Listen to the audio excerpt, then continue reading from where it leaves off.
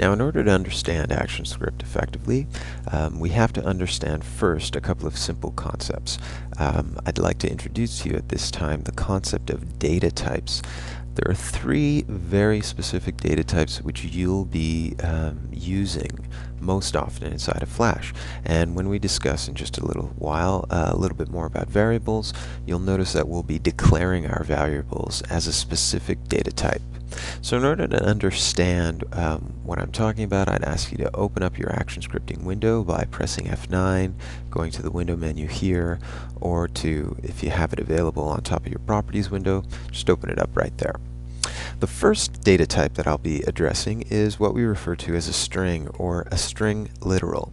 Strings are literally just strings of words, which are oftentimes, as we'll see, encompassed between two quotation marks.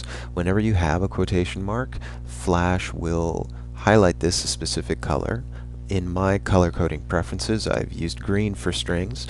You probably have the blue default. Either way, as you can see, anytime you put something in between quotation marks, you are in fact telling Flash that it is a string of words. In other words, literally, the value is what is in between these quotation marks.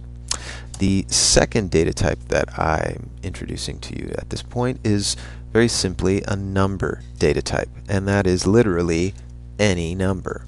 So anytime you write a number, you'll notice that what happens is there's no color coding associated with it, and that's because it's not a string, right? It's not the word 5, it's the number 5. So if we were to put these in between quotations like this, that is no longer the number 5, it's a string 5. But that's something we'd never want to do whenever we're working with numbers. Another data type, the third most important one, is what we refer to as the Boolean data type. Boolean data types are literally only true or false. So if you write the word true or false, as you can see here, it's color-coded blue because Flash recognizes it as a value for a Boolean, true or false.